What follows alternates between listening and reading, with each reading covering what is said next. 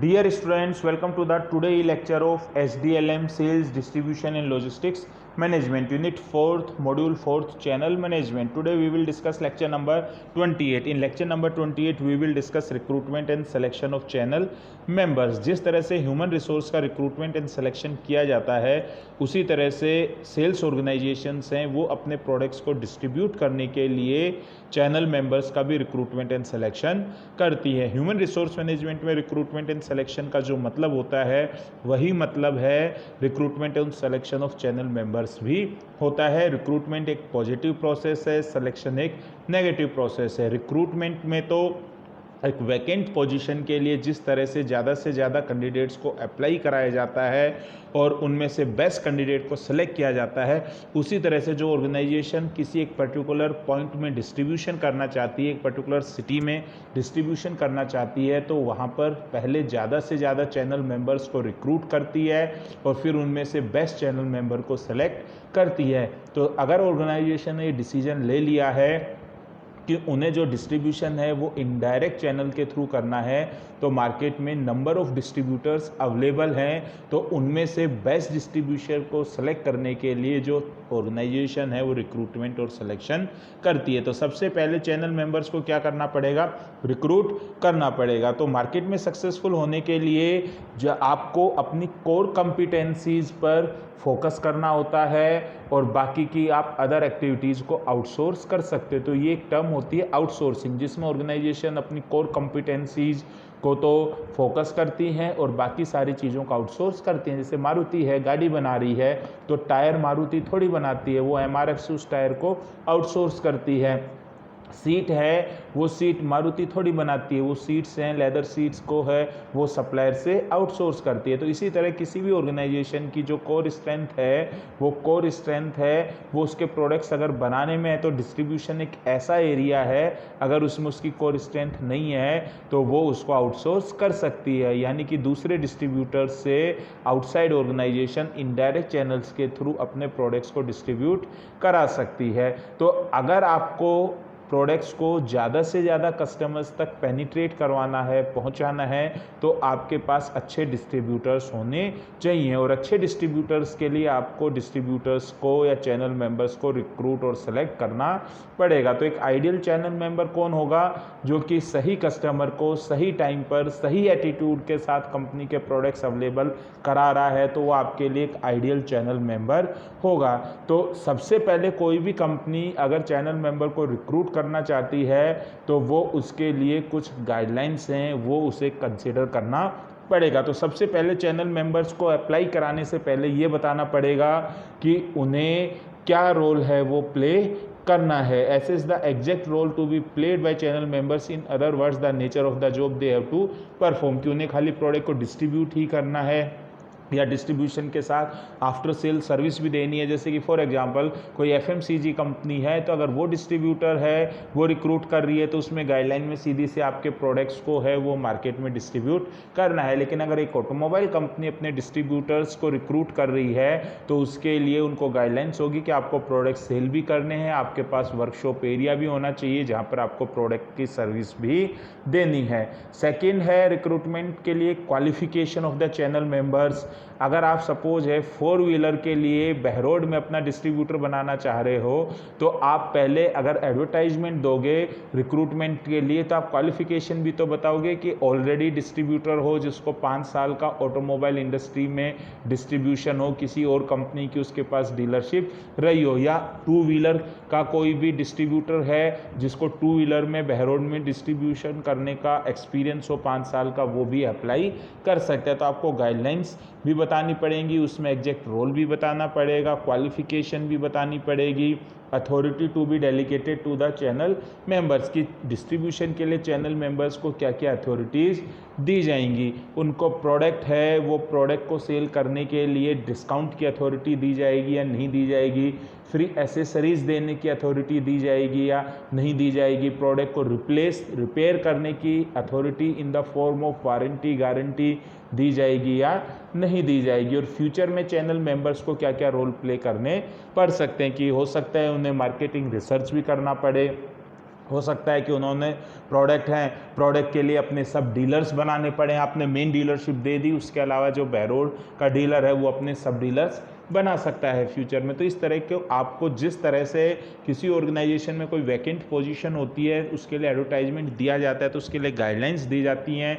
अगर suppose sales manager के लिए एडवर्टाइजमेंट निकला है रिक्रूटमेंट के लिए तो गाइडलाइंस होंगी कि भैया 5 साल का एक्सपीरियंस होना चाहिए, MBA की हुई होनी चाहिए, प्रोफिशिएंसी होनी चाहिए कम्युनिकेशन स्किल्स में। तो इसी तरह से अगर आप चैनल मेंबर्स को भी रिक्रूट करना चाहते हो तो उसके लिए आपको पहले कुछ गाइडलाइंस देनी पड़ेंगी। फिर नेक्स्ट क्या आएगा, recruitment as a continuous process. ये नहीं है कि आपका कोई डीलर था, उस डीलर के साथ आपका कॉन्ट्रैक्ट खत्म हो गया, उसके बाद आप रिक्रूटमेंट करोगे। तो रिक्रूटमेंट है वो कंटिन्यूसली होता रहना चाहिए, चाहे आप उनमें से सेलेक्ट करो या नहीं करो। जैसे किसी भी ऑर्गेनाइजेशन में कोई वैकेंट सीट नहीं है अभी भी तो सिलेक्शन नहीं करेंगे, लेकिन कैंडिडेट्स हैं वो ऑर्गेनाइजेशन में आते रहते हैं और उनका रिक्रूटमेंट चलता रहता है। तो रिक्रूटमेंट है कंटिन्यूस प्रोसेस होना चाहिए। इसके पीछे दो मेन रीजन क्या है, पहला तो ये है कि भाई चैनल मेंबर है वो आपके ऑर्गेनाइजेशन को लीव कर सकता है, वो आपके प्रोडक्ट्स को डिस्ट्रीब्यूट करने में कंफर्टेबल नहीं हो रहा है तो वो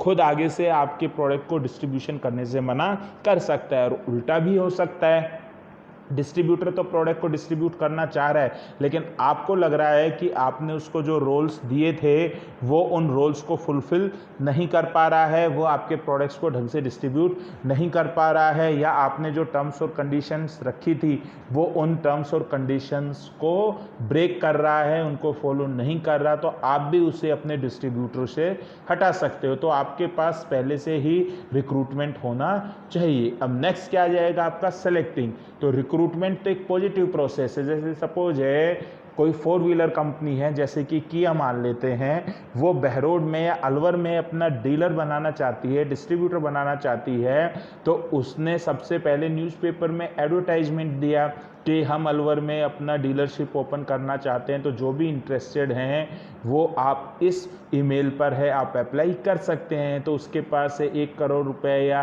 1 लाख रुपए या 50 लाख रुपए हैं, उसकी FD का कॉपी होनी चाहिए, उसके पास खुद की जगह होनी चाहिए, पार्किंग का स्पेसिफिक एरिया होना चाहिए, वर्कशॉप एरिया होना चाहिए, उसको 5 साल का पहले से 4 व्हीलर को डिस्ट्रीब्यूट करने का एक्सपीरियंस होना चाहिए। तो इस तरह से कर आप अलवर में अपना एक डीलर ओपन करना चाहते थे और आपके पास 7-8 एप्लीकेशन आई, तो ये तो था रिक्रूटमेंट। अब आप उसमें से बेस्ट एक डीलर को सेलेक्ट करोगे तो इसे अपन क्या बोलते हैं, सिलेक्शन बोलते हैं। तो सिलेक्शन में बेसिकली जो एप्लीकेंट्स आपकी गाइडलाइंस के अकॉर्डिंग फिट नहीं बैठ रहे आप उनको क्या करते हो, एलिमिनेट करते हो। तो जो स्क्रीनिंग है, सिलेक्शन है, ये कंपनी अपनी मर्जी से नहीं करती है, कंपनी है सिलेक्शन के कुछ क्राइटेरियाज डिसाइड करती है और फिर उस क्राइटेरियाज के बेस पर जो एप्लीकेंट्स हैं उन एप्लीकेंट्स को सेलेक्ट करती है। अगर कंपनी अलग अलग मार्केट सेगमेंट में डील कर रही है तो वो अलग अलग मार्केट सेगमेंट के लिए अलग अलग डिस्ट्रीब्यूटर्स को भी हायर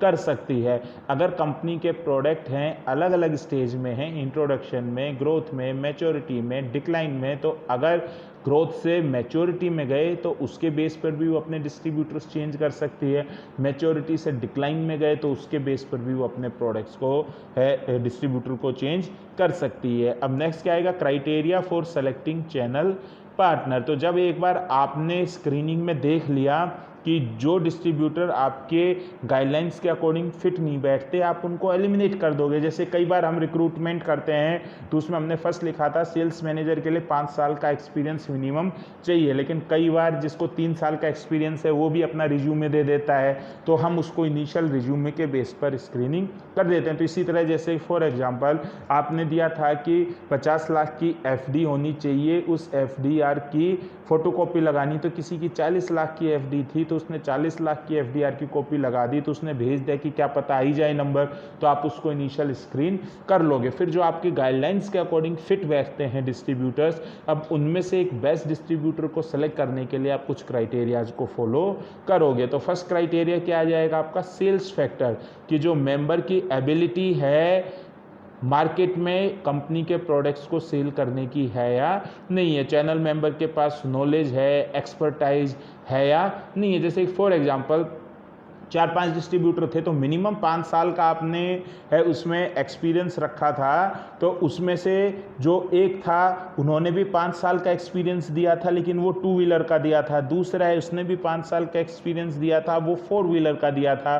तो बट ओबियसली जिसने 4 व्हीलर को दिया था उसकी नॉलेज है 4 व्हीलर्स को डिस्ट्रीब्यूट करने में 2 व्हीलर से क्या होगी, ज़्यादा होगी। उसकी जो एक्सपर्टाइज है वो क्या होगी, ज़्यादा होगी। तो उन दोनों में से हम उन्हें सेलेक्ट करेंगे जिनकी कंपनी के प्रोडक्ट्स जैसे प्रोडक्ट को डिस्ट्रीब्यूट करने की नॉलेज और एक्सपर्टाइज ज़्यादा है। सेकंड क्या जाएगा आपका, प्रोडक्ट फैक्टर्स। प्रोडक्ट फैक्टर्स का क्या मतलब होगा, channel member expertise and knowledge of the product to be handle, the channel partners ability to handle product effectively and deliver the required after sale service to customer is primary factor that determine selection of a channel member.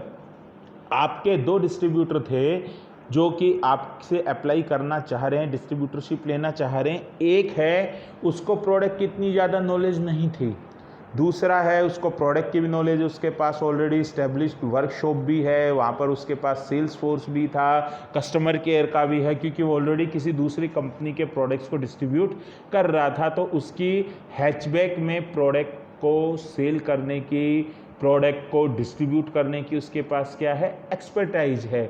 दूसरी company था उसने SUV को किए हैं, जबकि आपकी company है वो एसयूवी बनाती नहीं है, हैचबैक और सेडान बनाती है।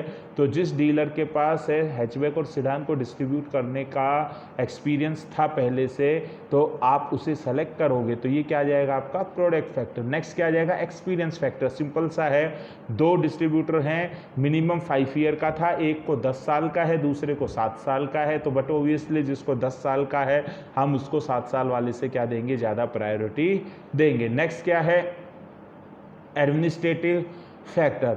एडमिनिस्ट्रेटिव फैक्टर का मतलब क्या होगा, such as amount of work the channel member is handling and the distributors pricing pattern are some factor that have to be considered at this stage for evaluating channel member. की channel member 2 हैं, एक तो आपसे कह रहा है कि sir ठीक है मेरा सेल्स स्टाफ भी होगा, मेरा सर्विसिंग स्टाफ भी होगा, लेकिन बार बार आपको ही उनको ट्रेनिंग देनी पड़ेगी, मैं तो केवल स्टाफ प्रोवाइड करा सकता हूं। दूसरा डिस्ट्रीब्यूटर है वो कह रहा है मेरे पास सफिशिएंट है, सेल्स स्टाफ है, सर्विस स्टाफ है, उसको ऑलरेडी ट्रेनिंग मिली हुई है, उसको कोई ज़्यादा ट्रेनिंग आपको देने की ज़रूरत नहीं है, मैं यहाँ पे टाइम टू टाइम उनके लिए ट्रेनिंग प्रोग्राम ऑर्गेनाइज कराता रहूँगा। तो जो दूसरा डिस्ट्रीब्यूटर है वो एडमिनिस्ट्रेशन में ज़्यादा एक्सपीरियंस लग रहा है, एडमिनिस्ट्रेशन में ज़्यादा उसकी एक्सपर्टाइज लग रही है बजाय उसकी जो कि इस चीज़ के लिए आपके ऊपर डिपेंडेंट है। तो आप उस चैनल मेंबर को सेलेक्ट करोगे जो कि एडमिनिस्ट्रेशन भी करना जान रहा है। और लास्ट क्या जाएगा आपका, रिस्क फैक्टर। 2 चैनल मेंबर थे, एक चैनल मेंबर है वो कह रहा है कि ठीक है मेरे पास ज़मीन भी है, मेरे पास खुद का है, बिल्डिंग है, सारी चीज़ है, वो मैं खुद करूँगा और ये मेरे नाम है। दूसरा है वो 1000 वर्ग गज की जगह तो दिखा रहा है लेकिन वो रेंटेड दिखा रहा है और उसके ऊपर भी उसका लोन चल रहा है। तो हो सकता है कल को बैंक से उसकी वो जगह एक्वायर हो जाए, तो उसमें आपको डिस्ट्रीब्यूटरशिप देने में रिस्क है। जिसके पास खुद की जगह है, कोई लोन नहीं है, उसके पास खुद के नाम से प्रॉपर्टी है, तो उसको डीलरशिप देने में आपको कोई रिस्क नहीं है। एक पुराना डिस्ट्रीब्यूटर था, आपको पता चला कि लास्ट है इसका मैन्युफैक्चरर ने खुद है कॉन्ट्रैक्ट कैंसिल किया था क्योंकि वो उस कंपनी के प्रोडक्ट को टाइम से डिलीवर नहीं कर रहा था। वो उस कंपनी के प्रोडक्ट्स हैं उन पे कस्टमर्स को प्रॉपर है बेनिफिट्स नहीं दे रहा था, वो टर्म्स और कॉन्ट्रैक्ट्स को फॉलो नहीं कर रहा था, इस वजह से खुद ऑर्गेनाइजेशन ने उसके साथ अपना है डिस्ट्रीब्यूशन का कॉन्ट्रैक्ट ख़त्म किया है। तो अगर आप उसके साथ जुड़ोगे तो आपको भी वो रिस्क हो सकती है। तो हम ऐसे डिस्ट्रीब्यूटर को क्या कर सकते हैं, अवॉइड कर सकते हैं। तो ये आपका क्या हो गया, रिस्क फैक्टर की पास्ट में उसकी कैसी परफॉर्मेंस रही है, जो उसका पास्ट डिस्ट्रीब्यूटर जिस ऑर्गेनाइजेशन का कर रहा था उसके साथ उसके क्या रिलेशंस थे, उसने उस ऑर्गेनाइजेशन के कमिटमेंट को फॉलो किया या नहीं किया। तो ये कुछ फैक्टर्स हैं जिसके बेस पर चैनल मेंबर्स को सेलेक्ट किया जाता है। Sales factor, product factor, experience factor, administrative factors और रिस्क फैक्टर। तो इसी के साथ ही आपका ये टॉपिक था recruitment and selection of channel member से कंप्लीट हो गया। Thank you very much.